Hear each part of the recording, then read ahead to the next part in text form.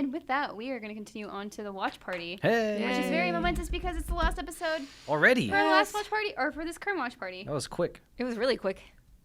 Yeah. Okay, sorry. It was quick, and we missed a couple episodes because of vacation and yeah. other Yes, stuff. it took a and little bit. So I'm sorry. Still feels Longer. Yeah, so if you guys haven't joined us before, every week we watch 2 episodes of a show chosen by you guys. Right now we are watching, actually finishing, Kids on the Slope. Last 2 episodes, episode 11 and 12. Yes. And it was real emotional. So and Also emotional. kind of made me angry. I actually didn't really like the ending. I no, liked me it. too. I we'll liked talk it. about that. Yeah, and then also we have an announcement to make Yes, we do. We do. for the next watch party. Yep. Also chosen by you guys as always. The votes Drumroll. are in. We tallied them. Drumroll, and the next watch party is Toradora. Hey! I totally thought it was gonna be Noragami because that too. was the one that was very close to winning last time, and then Toradora It was leading just, too at first, I think. Yeah, Yeah. and then Tora just obliterated everything else. So All right. next week we're watching Toradora. Yeah. I'm excited. We'll see I haven't how it seen this goes. one. I know how it ends, but I haven't seen it all. Oh. Pumped up Aw. tiger. Tiger. Aw. We'll analyze it. Anyway, let's get to it. All right. So episode 11, Left Alone, is good. I might have teared up just a little bit. Yes. I'm just like, I really like this episode. Mhm. Not the next one, but I like this one a lot. Yes. this Oh yeah, one no, a lot. yeah. Especially like I'm so glad that Kara stopped him at the beginning of the episode. 'Cause Yeah. I was afraid he was gonna run away, and they're gonna spend half the episode looking for him. But he was like, "Where are you going? I know." Yeah. Right, He so tackled him. this Yeah. episode started off with Sen trying to leave because Yes. his father was coming home. He was gonna run away, and then Kaoru was like, "Don't, like I know, don't," Yeah. and being like the good friend he is, "Do not give Yeah. up." Their relationship is so good. Their bromance dude. is so, so good. Yeah, so Sentaro could not leave, and thankfully did not. And then they kind of, and they're, I liked it especially just because everything was in their own way. Like other friends, like that one guy, but when Sentaro was delivering something, Oh yeah. they're like yelling And at then each he, other. then he passed by and like, yeah. "You're Yeah, practicing Kaoru- today?" It's like, duh. Yeah, Kaoru was like kind of like they're like yelling at each other weirdly, and this older just went off and was like, "Is that how you greet a friend?" Yeah. What the heck? That's how you talk to somebody? Yeah. And so it's just like touching to see how they came to terms with what was going on in their conflict. Yeah. But Yeah. should probably get to some comments before Oh, we yeah. dive too deep. For sure. Tyler DeBoer says, Sen's attempt to run was stopped by Kara early in the episode, which was a good thing. This allowed us to get all our characters that are left to come together and practice for the upcoming school festival.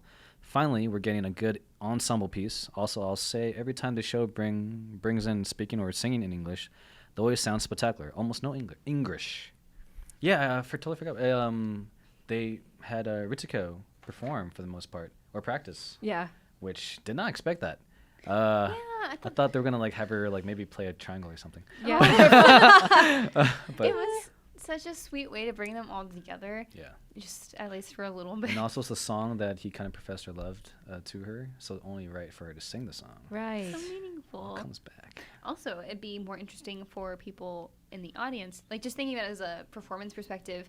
They were worried about people not liking jazz. It's like, oh, if you don't like jazz, you just won't like jazz. And so by introducing something that's really popular and like kind of making that interpreting into jazz is a good tactic. Yeah. Oh yeah. But And then they had that whole like training montage. Yeah, that was really cute. yeah, So cute. don't get to perform. Well, we'll get to that. But Neo Totoro says here, he has like some lyrics actually, which I will perform for you. So it goes, onigiri and freckles and English and singing, school festival jam sessions and small purple mittens, feverish kisses from a nerd boy that faints. These are a few of my favorite things. Yay, that was so cute.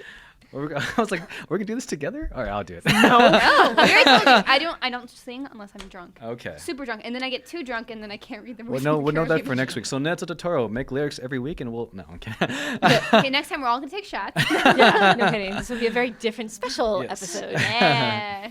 Anyway, he continues. This is it, folks. No more basement jam sessions. No more walks to school. No more festivals. Nor record shop drama, but specifically no more infuriating lack of skiing. The last notes of this 12-part song are fading in the distance. The most noticeable thing in this episode for me was the return of the original group, just Karo, Ritsuko, and Sentaro.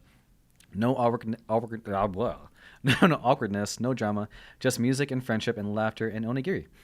Karo said to himself, or at least thought about it, when asked about his favorite things, that moment right then and there was his favorite thing in the world. He could have said music, he could have said Ritsuko, but instead he thought of all three of them together, an incredible change if you consider where this nervous, introverted kid started. But of course, these being the final two episodes, tragedy needed to strike.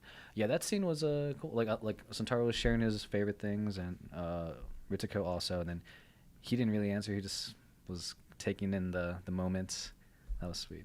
Like he's still shy. He's still he's still that shy boy. But yeah, that was good. That was a good scene. I'll let Austin Bartell continue for us. Okay. Now when I first watched this episode, I was so upset that this car accident happened. God. So guys, it's like it was really? going too well. Yeah. It was going way too well. Really? Of course. Of course. It seemed like such a contrivance. Contrivance. I like contrived. No, contrivance. That the day before the school festival, Sentaro decides to go out on a scooter, which we've never seen him ride before, with his sister, who just so happened to hurt her ankle, and an impaired driver. Sorry, it's not funny, but it's just funny because I'm like, it's just so ridiculous. The tone's good. Yeah. An impaired driver swerves towards them on a treacherous road that I've never seen before. I couldn't accept that the anime would throw this in just to create conflict. Pretty much, yeah. Like what? Yeah, and so I was really confused because when we went to the hospital, it wasn't Sentaro in the bed. I was like, where did she come from? Yeah, right? I thought he went to go to get the...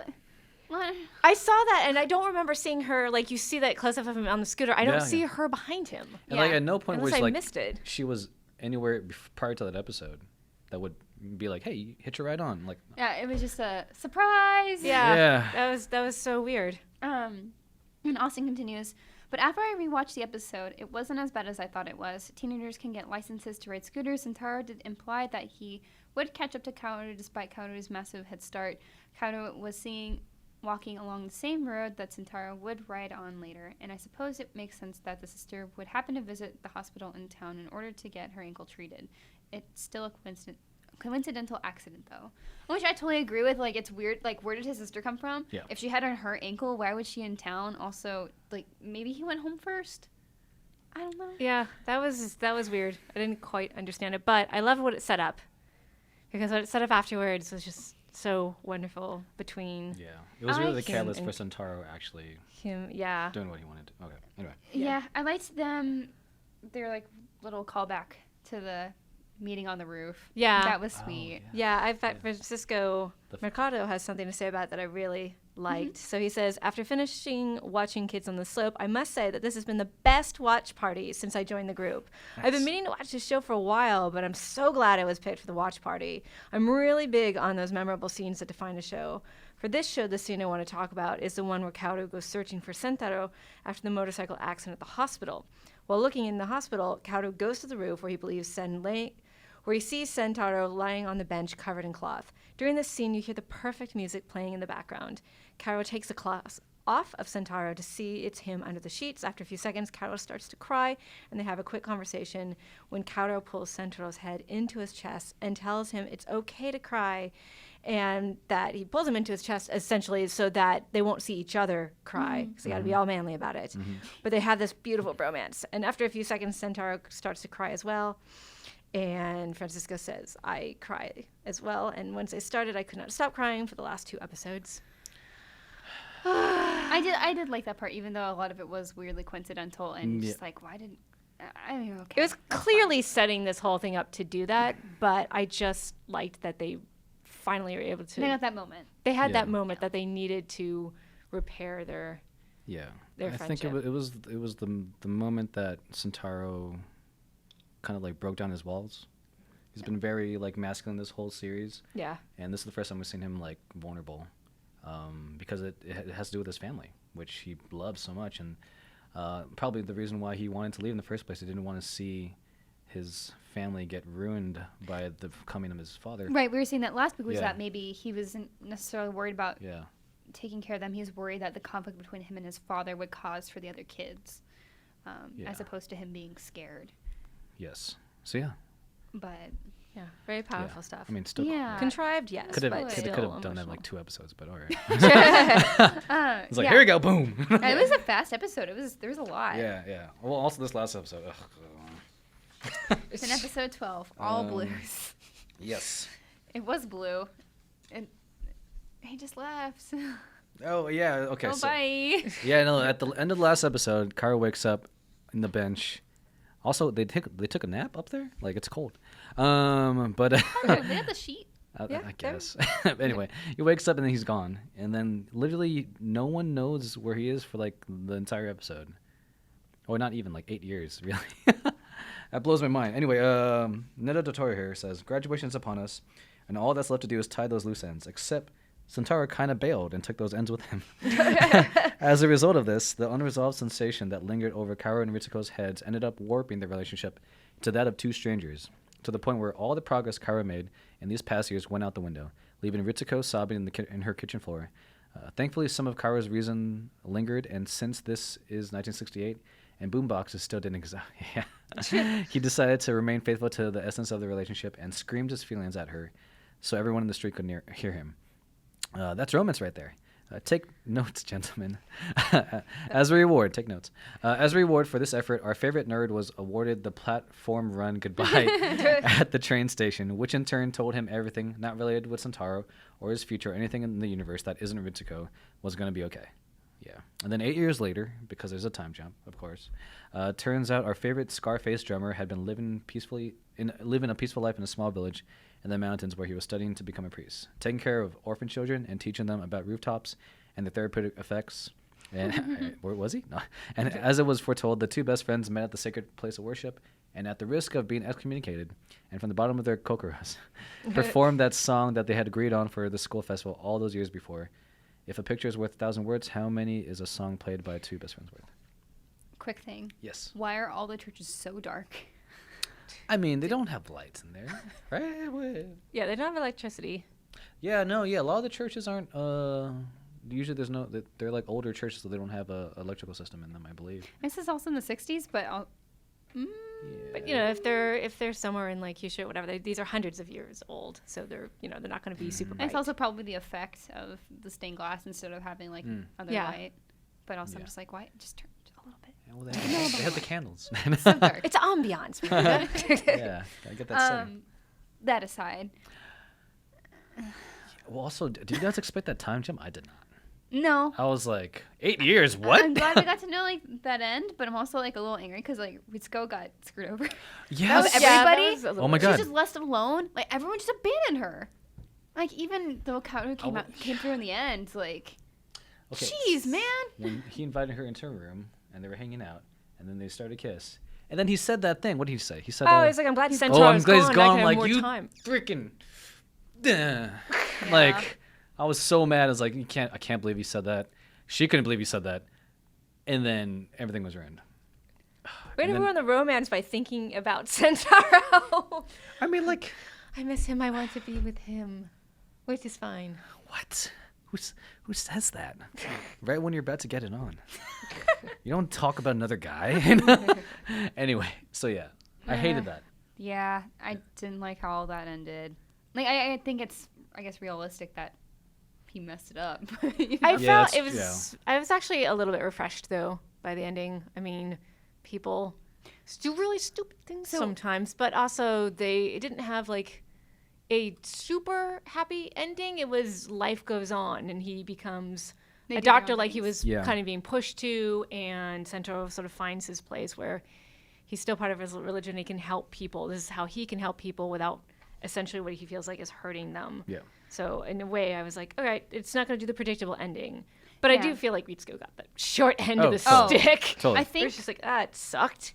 So I was reading about it, and the manga ends differently. So she gets a little bit more justice there, kind of. Okay. She has a little bit more of a better ending. That's good. That's good to know. Okay. Because that was the one thing that did bother me. I was like, well, goodbye. You have a nice life. We're all gonna move on. You can just stand in place. Can stay here. Yeah. Which is fine. Like if she wants to stay there, she can. But I mean, it just sucks that everyone just abandoned her. Yeah. Seriously. So Cisco Mercado had like something really similar to what I felt about the end of the series, or I guess for the second for his criticism was similar to mine. But I'll go ahead and read his comment. What made this show different from others was the friendships and love triangles between all the characters. They all felt real and realistic. It was like all of them could have happened in the real world. I was a critic of Shirobako, which I did like but not love, and Girls in Panzer, which I really like. But what I felt was missing from those two shows were realistic relationships between the friends. Unlike those two shows, Kaoru and Sentaro's friendship was heartfelt and real. Mm-hmm. They laughed, argued, and fought with each other, but each trial brought them closer and created a strong bond amongst the two friends until Sentaro just decided to leave.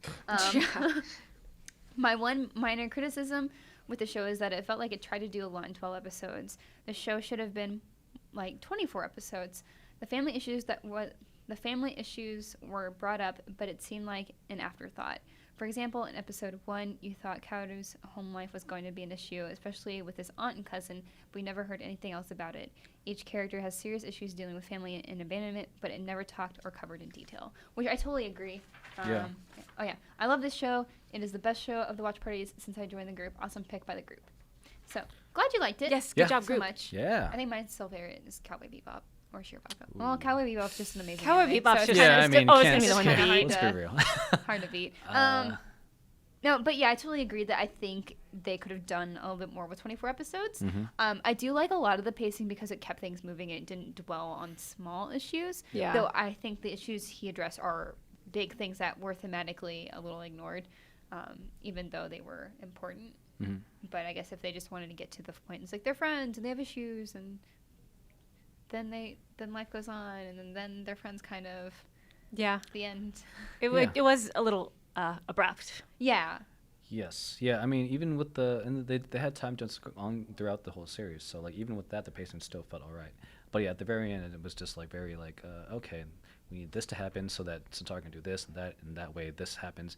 Like I see where they're going with it, but you know, it rushed it a bit, and I wasn't too happy about that. Yeah, I do like that we found them all at the end.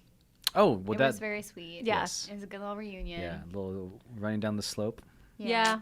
Kids ties on it the all slope. back Oh, together. also, I forgot to mention, like, he finds the drums, and then he starts playing moaning on the yeah, I thought on that the was piano, cute. or the organ, and then he's just out there with the kids, and he hears it, and it's like, I have to play drums, kids. It's like I knew this day would come. Yeah.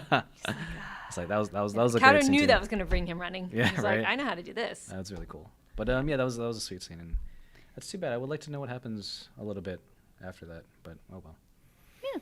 Just leave it to my It's imagination. just, yeah, that's the thing. It's like I'd kind of do like cliffhanger-ish, Yeah. not really endings like that, because it's a little bit more open-ended unless you interpret what you want from there. Yeah. Sure. And so then you can finish it off in your head. Mhm. Because not everything has to have like a very clear-cut thing. Yeah.